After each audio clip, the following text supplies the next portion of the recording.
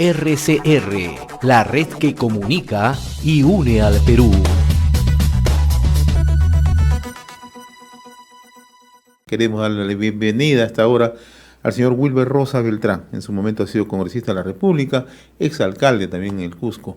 Y agradecemos la amabilidad de compartir esta comunicación con RCR, Red de Comunicación Regional. Qué gusto saludarlo, don Wilber, muy amable como siempre. El mismo gusto y muchas gracias por la invitación y gracias por esta gran oportunidad para poder llegar a todos vuestros radiovidentes, televidentes, a todos ellos, ¿no? Revisaba mis archivos y la última vez que conversamos con usted, días antes que el presidente Castillo asuma la presidencia de la República, ¿no? Luego de una conversación, una invitación que usted recibió para llegar hasta Breña, usted se mostraba esperanzado de este gobierno, ¿no? Un gobierno de cambio, un gobierno que iba a darle sostenibilidad al país, ¿no?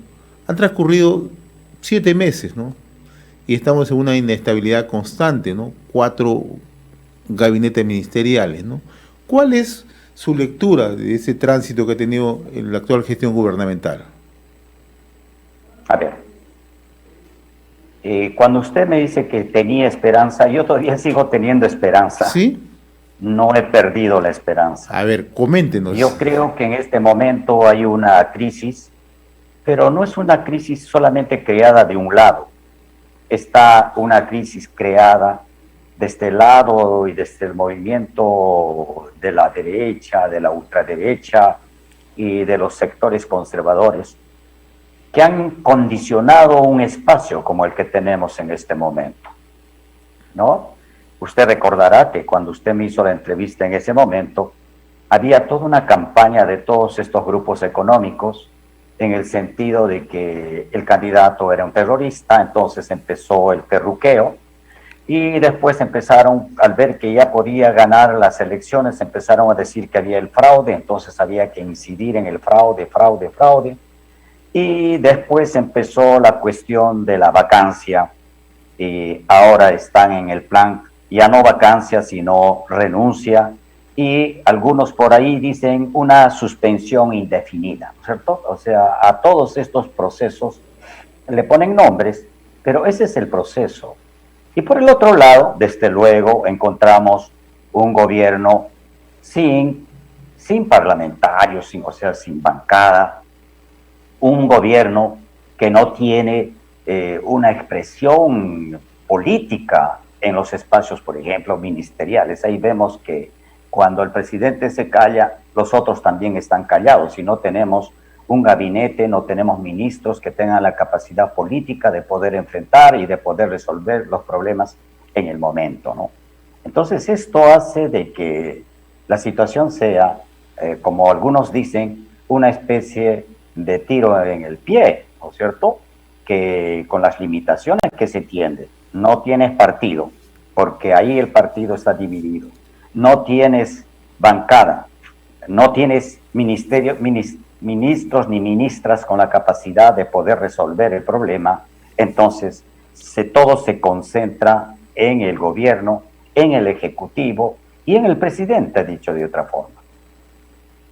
Ahora, en este tránsito, en estos 7 meses de gobierno, hay un aspecto que salta a la vista, ¿no? La confrontación permanente, ¿no? Ejecutivo, legislativo, ¿no? Pero las designaciones de parte del gabinete han corrido por cuenta del propio presidente de la República, ¿no? Primer presidente del Consejo de Ministros, Guido Bellido, ¿no? De Perú Libre. Segunda presidenta del Consejo de Ministros ha sido Mirta Vázquez, ¿no? Del Frente Amplio, ¿no? Aliado político, ¿no? De el gobierno, ¿no? Y ahora el señor Valer, ¿no? Que también el propio presidente lo ha designado, ¿no? Entonces, no solamente son los errores que pueden colocarse por el lado del Congreso, ¿no? Sino también los errores del propio Ejecutivo, ¿no cree usted? Totalmente de acuerdo, o sea, no es un problema de un solo lado, sino son de ambos lados. Unos que condicionan la situación en la que estamos viviendo de crisis y de ingobernabilidad, y por el otro lado, frente a una arremetida, frente a una permanente acoso al gobierno, no hay la iniciativa del otro lado, se ha dicho, del gobierno, del Ejecutivo, en el sentido de tener unas iniciativas que tuvieran la capacidad de contrarrestar esta arremetida desde el Congreso. Y no hay que hablar como Congreso, porque el Congreso es una representación de todos nosotros, sino de los partidos que están en el Congreso. Y hay que hablar con nombre propio. Fuerza Social, Fuerza Popular, Renovación Popular, Avancemos, y algunos ahí que juegan entre el uno y el otro lado como Acción Popular y Alianza para el Progreso. Podemos también está ahí, porque ahí hay intereses muy fuertes. Usted se imagina lo que ha sucedido con esta situación tan catastrófica, con esta situación del petróleo en el litoral peruano, hecho por Repsol, ¿no? Uno ve quiénes responden y quiénes no responden, quiénes luchan porque esta situación, o por lo menos en un principio, se haga el barrido de toda esta zona, las acciones de carácter humanitario, la remediación que tiene que haber en esta situación, no, y estamos pensando en una situación completamente de desgobierno, y esta situación de desgobierno no viene, y eso es lo que hay que encarar de manera permanente, no viene de un solo lado, viene fundamentalmente de estas fuerzas que están en el Congreso, y por esa razón en este momento hay gente que en las calles dicen, no es que se vaya Castillo o que renuncie Castillo, sino que se vayan todos, ¿no? Porque son las causantes de la crisis. Esta situación nos puede poner una situación muy difícil al país, y lo que no queremos es precisamente crear esta situación de crisis, porque el Perú no se merece eso. El Perú ha votado con esperanza, el Perú ha definido, la población peruana, el pueblo peruano, la gente peruana, como queramos llamar, ha decidido por un cambio. Y ese cambio es el que no se está dando ni se puede dar porque las condiciones no están dadas, ¿no? ¿Cómo analiza usted en estos primeros meses de gobierno? Debo decir con nombre propio, ¿no? La presencia, por ejemplo, de Mirta Vázquez en la presidencia del Consejo de Ministros, Avelino Guillén en el Ministerio del Interior, Pedro Franque en el Ministerio de Economía y Finanzas, Anaí Durán, ¿no? Actualmente Roberto Sánchez, ¿no? En el Ministerio de Comercio Exterior, Hernando Ceballos en Salud, ¿no? Han nombrado a dirigentes también como ministro el señor Supo, actualmente ministro del Ambiente, ¿no? Al ministro de Agricultura, el ex anterior Maita Cusqueño, ¿no? Y ahora han nombrado a un dirigente puneño, ¿no? De Perú Libre, ¿no? O sea, y ayer el presidente ha sido bastante crítico, ¿no? El presidente no ha mencionado nombres, pero ha sido crítico, ¿no? Que las personas a las cuales él depositó su confianza ahora salen a criticar su gestión, ¿no? ¿Cómo opina? ¿Cuál es su opinión? A ver, ahí hay también diferencias, ¿no? No es igual el comportamiento de Mirta Vázquez con el de Pedro Franque, ¿no? Yo creo que la ex primer ministra, salió mostrando las deficiencias y las dificultades que ha encontrado en el propio gabinete y en la relación que ha tenido con el presidente de la República. Incluso ella se refiere a un gabinete en la sombra, un gabinete paralelo. Lo cual es bastante grave, ¿no? Lo cual es bastante grave, pero también entendible, porque cualquier presidente tiene la necesidad de tener asesores, de tener gente que tiene que estar detrás de él para ver qué cosa puede realizar. Pero esto no significa que tengan que suplir al presidente. Y entonces el presidente, con todos estos asesores que tiene detrás de ellos, estos no se pueden convertir ni pueden reemplazar al Consejo de Ministros de ninguna manera. Yo creo que al contrario, lo que tenía que era estar con el presidente, asesorar al presidente, pero para tener una relación más armoniosa con su gabinete ministerial. De eso se trata. Y los ministerios eran los llamados, uno, a responder políticamente, pero también a resolver la problemática y también el asesoramiento al presidente de la República. Eso no ha existido, no existe. Por dificultades que tienen los propios ministros, por las limitaciones que tienen los ministros y también por las dificultades que existe en el ejercicio del Ejecutivo. Y bueno, hay que decirlo con nombre propio. el propio presidente tiene limitaciones ahí al respecto, y esas limitaciones ha hecho de que esto no pueda correr de una manera como quisiéramos, y que pueda enfrentar una situación que el país se merece, que el país exige, ¿no?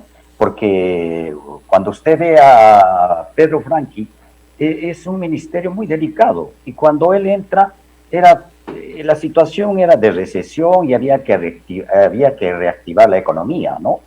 Y no solamente la economía, también había que ver cómo se reactivaba todo el empleo, porque venimos de una situación de la pandemia, el COVID-19 que ha condicionado una situación terrible en el país de desempleo, una situación económica que por suerte no estamos en las peores condiciones, pero sin embargo desde el otro lado, o sea, utilizando el Congreso, estos grupos económicos y con sus representaciones políticas, lo que hacen en este momento es ninguna alternativa del gobierno va a ser posible. Miren lo que está sucediendo. Están desactivando todo lo que se refiere a la reforma universitaria, desactivando todo lo que se refiere a la reforma del transporte, a las reformas tributarias que se ha planteado. A todo le han puesto candado, y en algunos casos han inclusive planteado de que se regrese y se retroceda en puntos que ya se habían avanzado tremendamente. Las universidades, una lucha por la calidad educativa, en el transporte, por un transporte con calidad y con características de servicio popular y no simplemente de servicio empresarial. De eso se trataba. Ahora, pero y cuando vemos que, por ejemplo, en este último caso, sí, señor Rosas, de la crisis que se ha derivado, es por la designación del señor Valer Pinto. ¿Usted cree que el presidente no debió tener una mejor evaluación antes de designar al señor Valer Pinto, o haberle consultado a sus asesores, como usted dice que siempre son necesarios, haberle consultado? Porque esta crisis se ha derivado precisamente de la conformación de este gabinete, ¿no? Bueno, yo creo que no tienen los filtros que deberían de tener, porque ¿cómo es posible que pase un señor Valer, no para premier, no, un hombre que viene de lo más, perdone la palabra, de lo más conservador, pero además misógino, un tipo que tiene desprecio por esta cuestión de equidad de género, que ha tenido la capacidad de golpear a su esposa y a su hija, y todavía para justificar todo eso revictimiza a ellas? Entonces eso muestra la calidad de gente que hay. Y cualquiera en su sano juicio entra a googlear aquí y uno encuentra las cosas que ha hecho el señor primer ministro, ¿no es cierto? Entonces estamos hablando de una situación que no es tan fácil de que se le haya pasado. ¿Qué ha pasado? Esa es la pregunta. ¿Cómo es posible que una persona como Héctor Valer entre ahí, un tipo que se ha recorrido más de 7 partidos en un corto periodo, ¿no es cierto? Pero que además, se ha pasado diciendo que él y su familia no votarían por el comunista de Pedro Castillo, haciendo un llamado a todo el mundo? Entonces, precisamente, es como es dormir con el enemigo, ¿no? Y eso es terrible para una situación tan delicada como la que está pasando el país. A mí me parece que hubo un grave error, y ahí todas las izquierdas, todos los conglomerados democráticos, todas las colectividades que creen que hay que defender lo avanzado, creo que han hecho una respuesta contundente esta semana en el sentido de que Valer no va, ¿no es cierto? Y que por lo tanto a Valer o lo quita el presidente o simplemente no le dan la confianza. Pero hay vías para hacer eso, ¿no? ¿Hace qué tiempo que no conversa usted con el presidente Castillo, don Wilber? No, yo he conversado hace poco con él. ¿Ya? Yo le he planteado mis inquietudes. Yo no fui a hablar de cambios ni de cosas por el estilo. Yo fui a hablar porque usted recordará, yo tuve un proyecto de ley y se aprobó y ahora es ley, la 31189, que habla sobre los contaminados con metales pesados y otros elementos químicos en zonas de minería y hidrocarburos. Sí. Eso está para su reglamentación. Sin embargo, hasta ahora no se reglamenta. Entonces tuve la oportunidad de visitar al ministro de Salud y también al presidente para exponer que esta es una situación, y mucho más en este momento, con toda esta contaminación que ha hecho Repsol en todo el litoral. Porque esto no solamente es un problema de carácter que el petróleo ha inundado nuestra costa y que por lo menos ha contaminado, ¿no? También son problemas de salud, porque los problemas, esta contaminación va a contaminar a comerciantes, pescadores, fauna, flora, incluso el piso de mar, ¿no? No hemos tenido respuesta del Estado, todo. también hay que asumir eso, ¿no? El Estado no ha tenido una capacidad de respuesta. Entonces, yo le decía que he ido a conversar esos aspectos y desde luego hacer algún tipo de conversación, que me parece que es importante, una conversación con un presidente, no solamente sale el punto de la agenda, también salen otros aspectos en los cuales le hemos planteado de que esto tiene que cambiar, ¿no? Y tiene que cambiar. ¿Y escucha el presidente o escucha el presidente? ¿Cree usted que sabe escuchar? Por lo menos sí he notado, por lo menos he visto que sí hubo interés en que, por ejemplo, este punto que le planteé pudiera caminar. Entonces, en ese sentido yo podría decir que sí, pero no sé si otros aspectos se escucha o no. Yo no soy ni consejero ni asesor de él, ¿no? Muy bien, don Wilber Rosa. Yo le agradezco la amabilidad, como siempre, de compartir esta comunicación con RCR, Red de Comunicación Regional. Que tenga buen día, buen fin de semana. Muy amable. Muchas gracias. RCR, la red que comunica y une al Perú.